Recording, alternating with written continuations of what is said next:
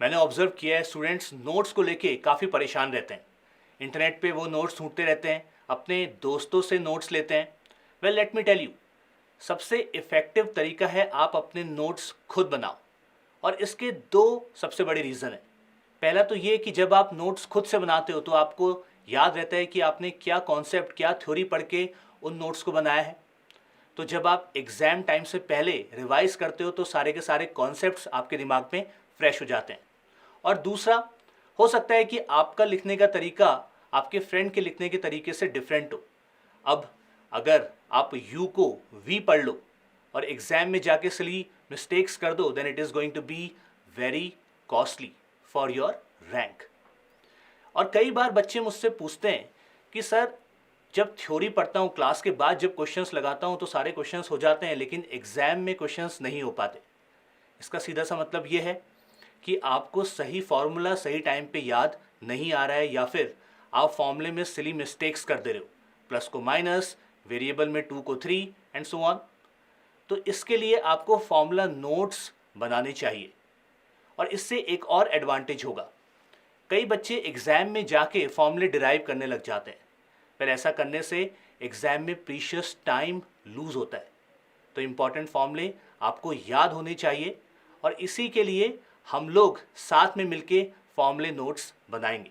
Welcome to this new series which is let's make notes together. इसमें हम क्या करने वाले हैं, इस सेशन में हम लोग equation of motion and projectile motion के जितने भी इम्पॉर्टेंट फॉर्मूले वो सब एक A4 शीट में नोट डाउन करने वाले हैं। और जैसे जैसे मैं लिखते जाऊंगा वैसे वैसे आप इस तरह की एक शीट ले लो, A4 sheet, right. All you need is this and a pen, and then you will be good to go. तो सारे जितने भी इंपॉर्टेंट फॉर्मूले हैं वो हम इस एक शीट में नोट डाउन कर लेंगे, ताकि आपके रिवीजन में, आपके रिकॉलिंग में ये हेल्पफुल हो। Alright, so let's begin. तो आज करेंगे equation of motion and projectile motion. सबसे पहले हम लोग जनरल इक्वेशंस नोट डाउन कर लेते हैं। These equations are applicable for any case, right. तो चाहे एक्सेलरेशन कांस्टेंट हो, चाहे एक्सेलरेशन कांस्टेंट ना हो, these equations will always be applicable. अब ये कौन कौन सी इक्वेशंस हैं या कौन कौन से फॉर्मूले, let's quickly note them down. सबसे पहले तो we have velocity as the rate of change of displacement, right. So v is ds by dt। इसका एक और वर्जन है, अगर आप डिस्प्लेसमेंट निकालना चाहते हो for a given time interval, then all you have to do is take this dt to the other side, this becomes v dt, and integrate between the desired time interval, right? Second important equation जो इस case में आती है वो है acceleration की, which is the rate of change of velocity, right? And if you want to calculate the change in velocity for a given interval of time, then all you have to do is integrate a dt under proper limits। इसका एक और important version होता है जिसमें आप dv by dt को dv by ds into ds by dt लिख सकते हो। ds by dt is nothing but v, so that gives you a as v dv by ds। तो ये हो गई हमारी general equations which are applicable in any case, right? Hopefully you are noting them down along with me, yes? All right। अब हम लोग आते हैं important equations of important equations of motion with constant acceleration. उसके बाद projectile motion पे आएंगे, right. So let's note it down on this side, motion with constant acceleration. अब अगर आप एक से ज़्यादा कलर्ड पेन का यूज़ कर रहे हो, then it will look appealing, that's all. तो बाद में जब आप उसको देखोगे तो आपको अच्छा फील होगा और आपको ये रियलाइज़ होगा कि हाँ, आपने बड़ी मेहनत से इन फॉर्मूलों को लिखा है, राइट। तो रिकॉल करने में थोड़ा सा मुझे लगता है कि इफेक्टिव रहेगा। तो मोशन विद कांस्टेंट एक्सेलरेशन में आपके पास चार इंपॉर्टेंट फॉर्मूले हैं, चार इंपॉर्टेंट इक्वेशंस हैं। पहली तो v is equal to u plus a t, right अगर आपको वेलोसिटी निकालनी है, इनिशियल वेलोसिटी पता है, एक्सेलरेशन पता है और टाइम पीरियड पता है, then you can use this equation. फिर सेकंड वाली s is equal to u t plus half a t square, right ये रिलेट करता है डिस्प्लेसमेंट, इनिशियल वेलोसिटी, टाइम और एक्सेलरेशन को। Third equation of motion v square minus u square is equal to 2as। आपको इन equations को लगाने में बस ये चीज का ध्यान रखना है कि एक्सेलरेशन मस्ट बी कांस्टेंट। अगर एक्सेलरेशन कांस्टेंट नहीं है then you won't be able to use these equations, alright. और एक और इंपॉर्टेंट इक्वेशन आती है जिससे क्वेश्चंस डायरेक्टली आते हैं, that is the displacement in the nth second. So Sn is equal to u plus a by 2n minus 1, right ये भी काफ़ी इंपॉर्टेंट है, काफ़ी हैंडी है। कई बार क्वेश्चंस डायरेक्टली इस इक्वेशन पे बेस्ड आ जाते हैं। So we are done with 5 and 4 9 important फॉर्मूले, राइट। अब वक्त आ गया है to proceed with your favourite projectile motion. Projectile motion के सारे केसेस हम डिस्कस करेंगे, राइट सारे केसेस में जो इंपॉर्टेंट फॉर्मूले हैं वो मैं आपको नोट डाउन करवाऊंगा आपकी A4 शीट में। तो पहला तो ग्राउंड टू ग्राउंड प्रोजेक्टाइल, फिर आएंगे हम projectile up the inclined plane and then projectile down the inclined plane. आप देखोगे क्या सिमिलैरिटीज हैं, कौन से फॉर्मूले सेम तरह के हैं, राइट और कौन से डिफरेंट हैं। तो सबसे पहले आते हैं ground to ground projectile. Let me write this very clearly. आप जितना क्लियर रहोगे इन केसेस में, राइट उतना इफेक्टिव होगा, बाद में उतना आसान होगा। तो ग्राउंड टू ग्राउंड प्रोजेक्टाइल, मेरे साथ नोट करते रहिए, अगर कुछ गलत हो जाता है तो उसको काट दीजिए, राइट नॉट अ प्रॉब्लम, आपके ही पर्पस के लिए है। So ground to ground projectile की पहले बात कर लेते हैं। एक छोटे से डायग्राम के साथ इसको सपोर्ट करेंगे ताकि आपको पता रहे कि कौन से वेरिएबल्स क्या हैं।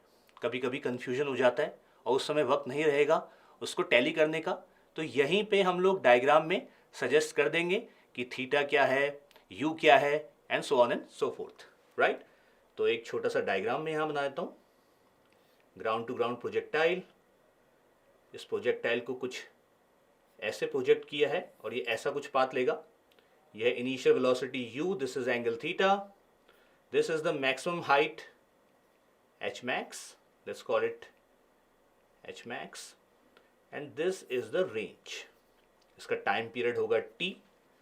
तो जो इंपॉर्टेंट फॉर्मूले हैं उसमें सबसे पहला जो फॉर्मूला है that is of the time period, कितना समय लगेगा इस प्रोजेक्टाइल को, इस मोशन को कंप्लीट करने में।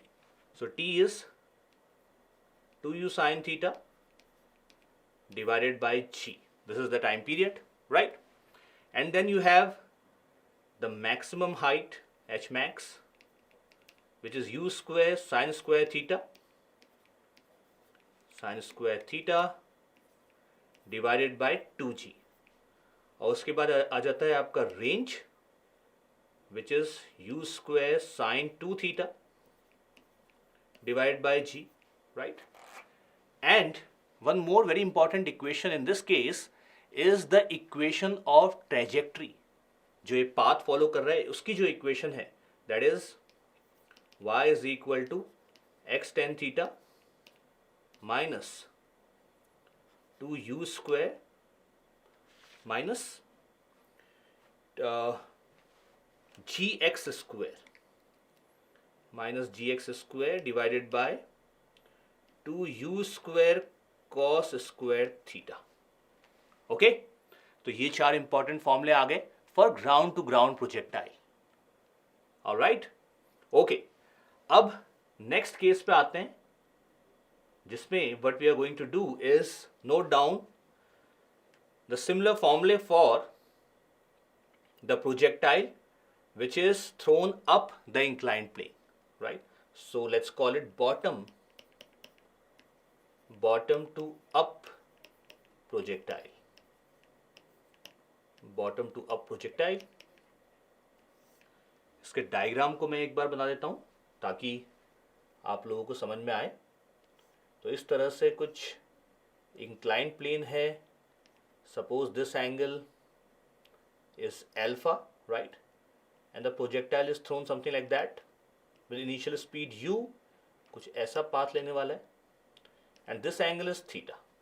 अब आपको ये ध्यान में देना होगा कि हॉरिजॉन्टल से जो टोटल एंगल है that is theta plus alpha.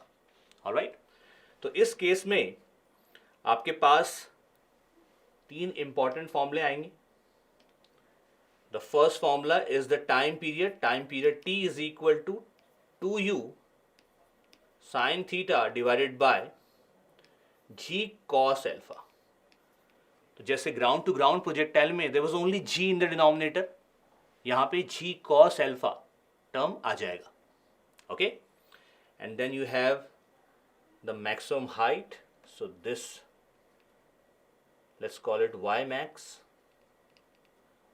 So y max in this case is going to be u square sine square theta divided by 2g cos alpha. Alright, तो ये आ जाएगा हमारा y max. Cool. And then you have the final formula for range. The range comes out to be 2u square sin theta cos theta plus alpha divided by g cos square alpha. तो इस वाले फॉर्मूले पे आपको थोड़ा सा ध्यान रखना है. आप देखो जो रेंज वाला फॉर्मूला यहाँ पे था ग्राउंड टू ग्राउंड प्रोजेक्टाइल में, it was u square sine 2 theta divide by g. लेकिन यहाँ पे क्या है, 2u square sine theta cos theta plus alpha divided by g cos square alpha. अब याद कैसे रखना है? वेल, अगर आप साइन 2 थीटा को एक्सपेंड करो तो 2 साइन थीटा cos थीटा आ जाएगा. राइट, तो आप देखो यहाँ पे 2 एज इट इज होगा u स्क्वायर, तो पहले से ही था. साइन थीटा भी एज इट इज है, बट cos थीटा की जगह आ गया यहाँ पे cos थीटा प्लस अल्फा. और एक और चेंज है, डिनोमिनेटर में बस g की जगह होने वाला है g cos square alpha. Right, तो ऐसे अगर आप समझ लोगे then it will settle inside your mind. Okay, अब हम लोग चलते हैं. Now we go to the final case which is top to bottom projectile. Okay, so the final case is top to bottom. ऊपर से इसको फेंका है projectile. So top to bottom projectile कैसे दिखेगा? मान लेते हैं सिमिलर इंक्लाइंड प्लेन है, एंगल अल्फा है, बस इस केस में प्रोजेक्टाइल को इस तरह से प्रोजेक्ट किया है so that it is coming down the inclined plane. Alright, ये एंगल है थीटा और इसमें जो मैक्सिमम हाइट कवर करेगा let's call it y max. काफी सिमिलर होने वाला है बॉटम टू अप प्रोजेक्टाइल के. किस सेंस में सिमिलर होगा? Well, time period is again going to be the same which is 2u sine theta divided by g cos alpha. So this formula is similar to the bottom to up projectile या bottom to top projectile, right? और ये जो y max का formula है ये भी same रहेगा. So y max again in this case is going to be u square sin square theta divided by 2g cos alpha. Alright? बस change आने वाला है रेंज के फॉर्मूले में. तो इस केस में जो रेंज हो जाएगा it is going to be 2u square sine theta cos theta minus alpha divided by g cos square alpha. तो यही बस चेंज है. अब आपको ये समझने की ज़रूरत है कि cos थीटा माइनस अल्फा हो चाहे cos अल्फा माइनस थीटा हो, दोनों सेम ही होंगे because cos is an even function. So don't bother about that. Right, in both the cases you will get the same value. तो ये हो गया है हमारा complete. Let's see how it looks like. अब आप देखो आपका A4 शीट जो है वो कुछ इस तरह का दिखेगा. सारे के सारे फॉर्मूले हमने कवर कर लिए हैं. जनरल इक्वेशन के, motion with constant acceleration, projectile motion के तीनों cases, ground to ground, top to bottom and bottom to top. Hopefully this was helpful and you have all the formula ready and handy for further revision. Thank you.